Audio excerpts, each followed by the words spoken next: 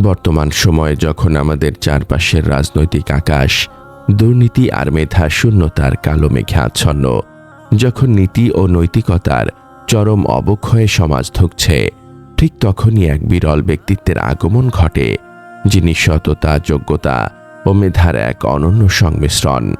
ঝড়ের রাতে যেমন বিজলি চমকে ওঠে, তেমনি বর্তমান ঘুণে ধরা রাজনৈতিক পরিবেশে নিজের যোগ্যতা ও পাণ্ডিত্য দিয়ে যিনি নিজেকে প্রতিষ্ঠিত করেছেন এক অনন্য উচ্চতায়, তিনি হলেন মাওলানা মোহাম্মদ মামুনুল হক। একদিকে তিনি দীর্ঘ ৩১ বছর ধরে পবিত্র বুখারী শরীফের দর্স দিয়ে যাচ্ছেন একজন দক্ষ মুহাদ্দিস হিসেবে, আবার অন্যদিকে তিনি বিশ্ববিদ্যালয়ের শ্রেণীকক্ষে অর্থনীতির জটিল সমীকরণগুলো বুঝিয়ে দিচ্ছেন একজন আধুনিক শিক্ষক হিসেবে। দিনী ও জাগতিক শিক্ষার এমন অপূর্ব সমন্বয় তাকে করে তুলেছে সমসাময়িক সময়ের এক অপ্রতিদ্বন্দ্বী ও অনুসরণীয় ব্যক্তিত্ব। এই মহান ব্যক্তিত্বের জীবনের প্রতিটি অধ্যায়, তার সংগ্রাম এবং তার আদর্শিক পথ চলা সম্পর্কে জানতে এবং ইসলামের আলোকে জীবন ও সমাজ গড়ার সঠিক দিক নির্দেশনা পেতে আমাদের ওয়েবসাইট www.umakonth.com ভিজিট করতে পারেন এবং নিয়মিত আপডেট পেতে আমাদের ফেসবুক পেজ ও ইউটিউব চ্যানেলের সাথেই থাকুন।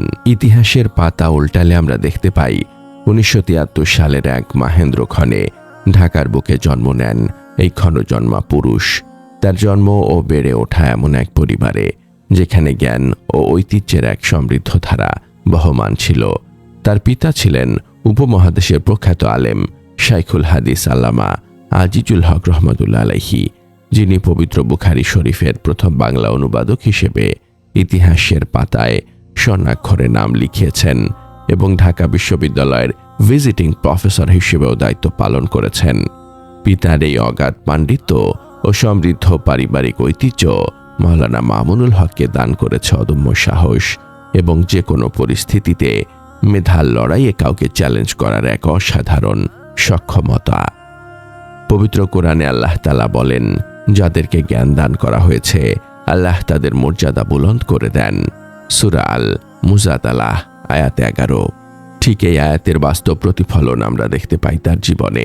মাত্র ১২ বছর বয়সেই তিনি পবিত্র কোরআন হিফজ সম্পন্ন করেন, যা ছিল তার ইলমি জীবনের প্রথম সোপান।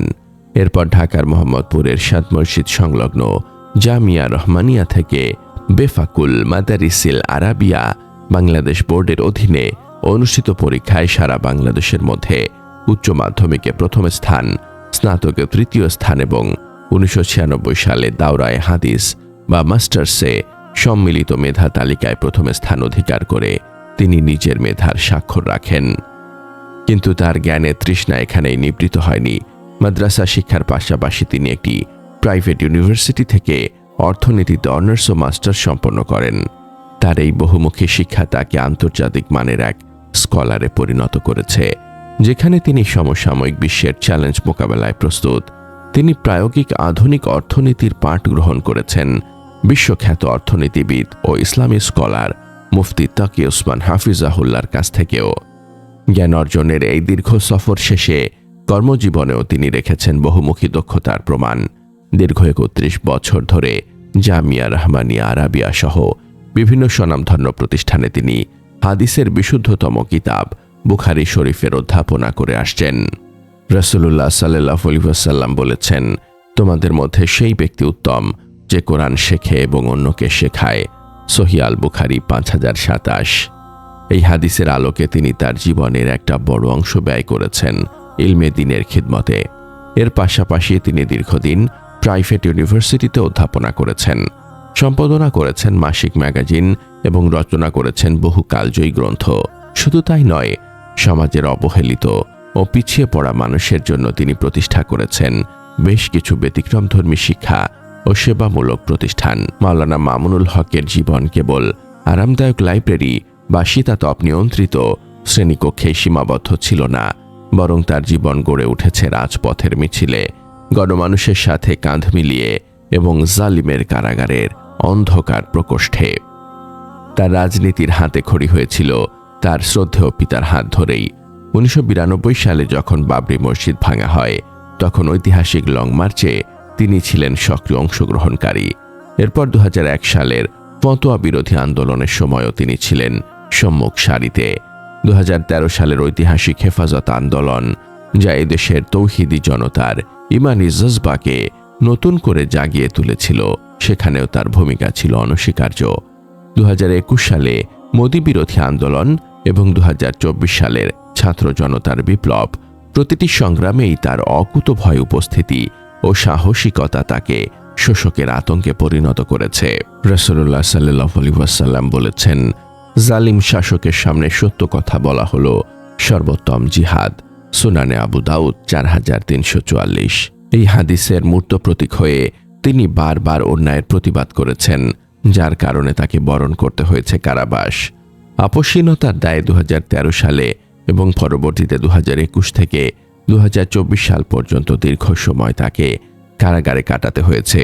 কিন্তু কারাগারের অন্ধকার দেওয়াল তার মনোবলকে ভাঙতে পারেনি, বরং তিনি সেখান থেকে বের হয়ে এসেছেন আরও ইস্পাত কঠিন দৃঢ়তা নিয়ে। বাবরি মসজিদ ভাঙার প্রতিবাদে বাবরি মসজিদ প্রতিষ্ঠা, রাজপথে বুখারী শরীফের দর্স প্রদান এবং 2024 সালের ছাত্র জনতার বিপ্লবে কাফনের কাপড় সঙ্গে নিয়ে লাশ কাঁধে মিছিলের ঘোষণা, এসব কিছুই তার রাজনৈতিক বিচক্ষণতা, দূরদর্শিতা এবং প্রভাবের উজ্জ্বল দৃষ্টান্ত।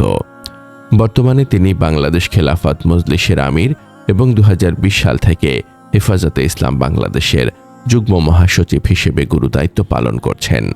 তার এই রাজনৈতিক জীবনের পাশাপাশি তিনি একজন দরদি সমাজসেবক হিসেবেও মানুষের হৃদয়ে স্থান করে নিয়েছেন। যখনই এদেশের মানুষ কোনো সংকটে পড়েছে, তিনি সবার আগে তাদের পাশে দাঁড়িয়েছেন। রোহিঙ্গা সংকট যখন ঘনীভূত হলো, তখন তিনি ত্রাণ নিয়ে ছুটে গেছেন।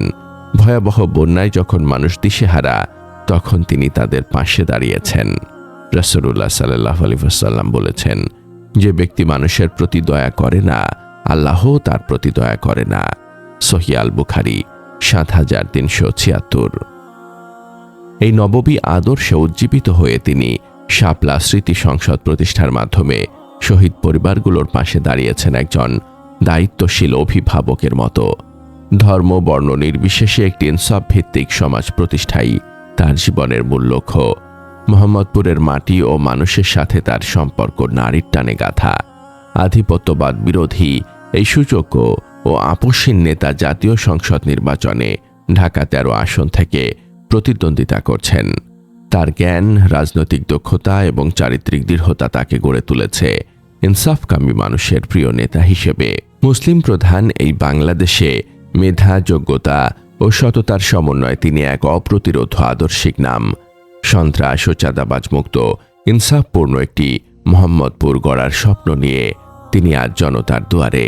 তার এই সংগ্রামী জীবন আমাদের শেখায় যে সত্যের পথে থাকলে বাধা আসবেই, কিন্তু ধৈর্যের সাথে সেই বাধা মোকাবেলা করতে পারলে বিজয় সুনিশ্চিত। আল্লাহ তাআলা পবিত্র কোরআনে বলেন, হে ঈমানদারগণ, তোমরা ধৈর্য ধারণ করো এবং ধৈর্যের প্রতিযোগিতায় উত্তীর্ণ হও। সূরা আলে ইমরান আয়াত 200। মাওলানা মামুনুল হকের জীবন এই আয়াতেরই এক বাস্তব প্রতিচ্ছবি, যিনি শত নির্যাতন ও নিপীড়নের মুখেও হকের ওপর অবিচল থেকেছেন এবং দেশ ও জাতির ক্রান্তি লগ্নে নিজেকে সঁপে দিয়েছেন।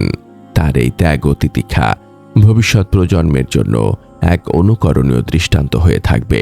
আজকের এই ঘুণে ধরা সমাজে যখন সততার বড়ই অভাব, তখন তার মতো একজন আলেমে দ্বীন, একজন অর্থনীতিবিদ, একজন রাজপথের লড়াকু সৈনিকের নেতৃত্ব আমাদের নতুন করে স্বপ্ন দেখায়। হে আল্লাহ, আমাদের দেশের ওলামা ইকরামকে হক কথা বলার এবং দ্বীনের পথে অবিচল থাকার তৌফিক দান করুন এবং তাদের মাধ্যমে আমাদের সমাজে ইনসাফ কায়েম করুন। আমিন। ইসলামী রাজনীতি ও সমাজনীতি সম্পর্কে আরও জানতে আজই ভিজিট করুন www.umakontho.com।